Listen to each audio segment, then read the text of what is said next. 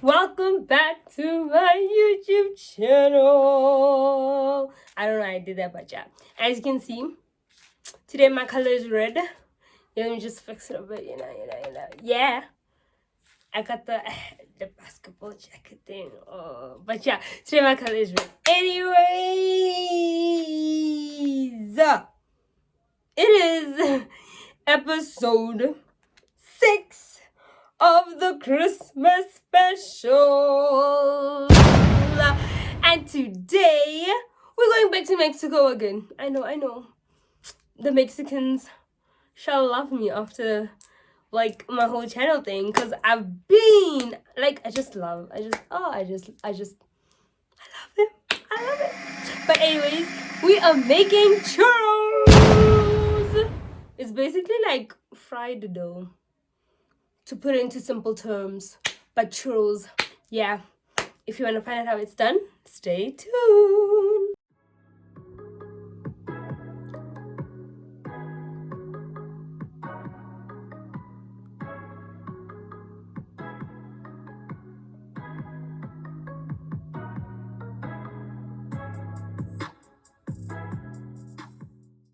So yes, I'm back, and today we are making churros.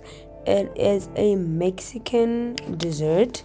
It is basically just fried dough, but also it's not just basically fried dough, because this is actually a pretty hard thing to execute like the first time, but like once you get a hang of it, it gets way easier and way worth it. The first time I did this was like a complete failure. It's like, no, it was bad.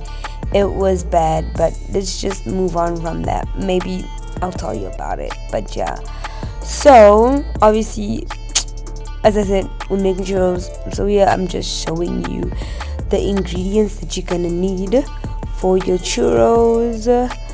And like, yeah, there's not really much happening, and there's supposed to be water in there, right? But like, I didn't do that, but there's supposed to be water in there. So the first step, I'm gonna be doing my cinnamon sugar. So this is where you will roll your churros in, right? Not when they like piping hot from the oil, because it makes the sugar clump up. Like, trust me, I had to learn the hard way. Like, wait for your churros to cool before this step, but you will see it later on in the video. But anyways, I just mixed your custard sugar, or you could just use white sugar. I prefer that you use white sugar, because like the cinnamon is brown, and like it kind of colorates, I don't know if that's a real word, but whatever, together. So that's why I used a white sugar. So just white sugar and the cinnamon, and you mix it up. Super simple.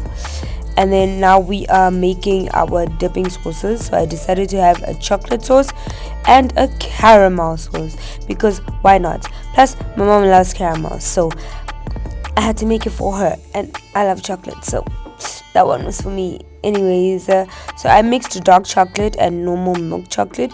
You could just do milk chocolate if you like. The reason why I use dark chocolate, because it tones down the sweetness a bit. As I've said a lot of times in my videos, I don't like things to be like super sweet. So like the dark chocolate just really helps to control that, And yeah, I'm just like melting the chocolate, and I didn't know what to do. That's why you see me dancing in quotation marks, because I can't dance to save my life, but I will still do it.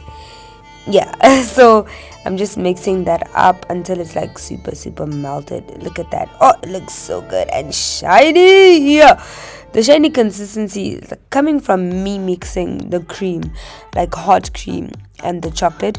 It's like how you make ganache, but like not like that, because like it's not as thick as normal ganache texture, but that's the idea of it. And then now I'm making caramel, and obviously I'm gonna make it from scratch. Like, come on, you know what this channel is about. Yeah. But anyways, I'm just melting that sugar. Please do not burn your sugar, because you will taste the burnt sugar and it'll be disgusting, repulsive, like ugh. I don't even know how many more words I can use to describe it. But when you add the cream, just try to remove it from the heat and add it to the heat, and just kind of alternate, just so you can get the best consistency from it, because this step is kind of difficult. I think I had to try like about 3 times, not today though, but like in my whole cooking career thing, to make the perfect caramel. But now I'm just a master at it, like no mistakes at all, ever. So yeah, y'all will get there too one day. It takes time, it takes practice, but it's worth it. And the caramel is done. If you want to be a bit extra like me, make it salted by adding just a little bit of salt. A pinch will be fine, or 2 pinches. And now for the actual churro thingy step, right? So churro dough is made from something called a choux pastry. Choux pastry is used to make churros, it's used to make cream puffs, it's used to make something else, right? I know it's used to make something else, but I forgot, and I apologize for that, because I was supposed to tell you, but I really forgot. But there's a third thing that it makes.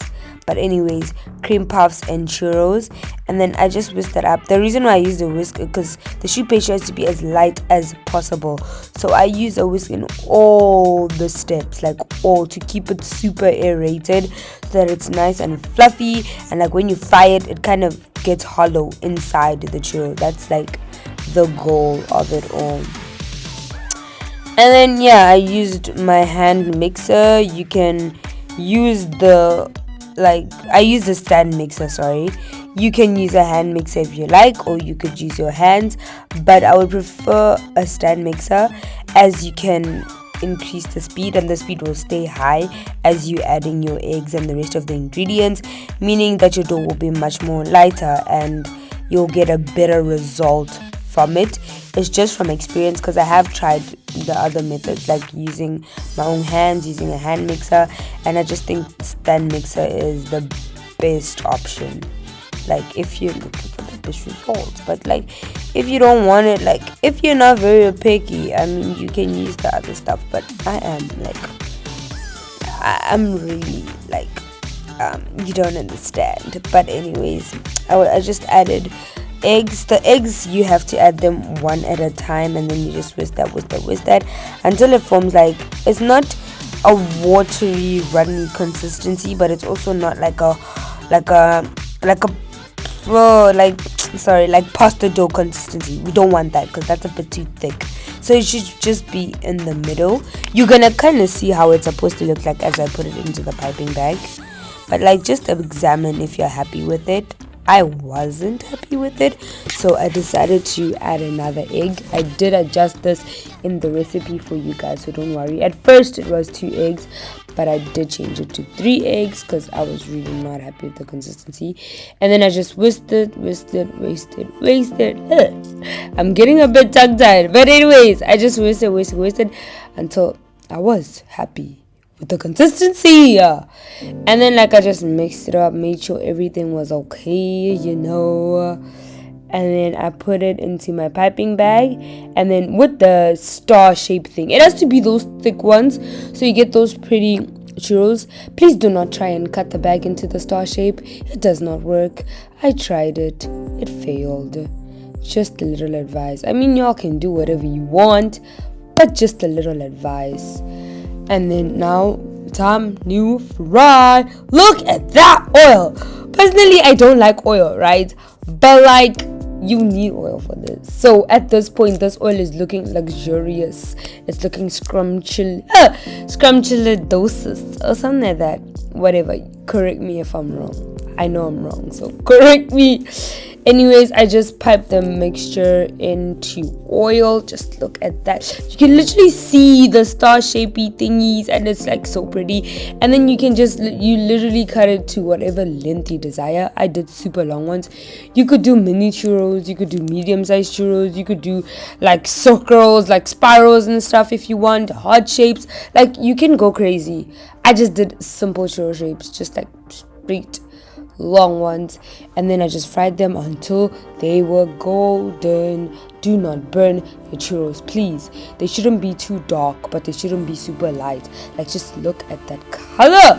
And then like just leave it to sit on like paper towel so that all that oil can just drain out, because we're not trying to serve you oily sticks of dough. No way, not cute. at all, and then you just wait for them to cool first before you do the step. Like I said in the beginning of the video, it causes clumps and lumps, whatever, in the sugar, and then just roll it in that sugar, cinnamon sugar thingy, dust off all the excess cinnamon sugar, and you put it aside in a separate bowl, and then you just do that until you're done with like all the churros. Sped up, because like this is a very boring process, you don't need to see that. And then yeah, I'm just finishing up the last batch, and then now time to plate. I mean, you can serve it in your little container thing. I just wanted to make it a little bit fancy since I had to take pictures and all. So then I just put like the sauce container thing, yeah, whatever you want to call it, in the middle, and then I made like a square-ish tower thingy, so that like you get the idea of you take the churro and you dip it. Like that's the idea, and like that's how I wanted to plate it. And now for the taste test. Oh my word! I first dipped it in the chocolate, and obviously this part was my favorite. Crazy, like, but this was really good. And then I tried the caramel, salted caramel. I just dipped that in and bite. Oh my word, so good. I hope you guys tried. But personally, my favorite was the chocolate. That's it. Like I had to dip again there, but oh, they were just amazing. Try it out and tell me how it goes.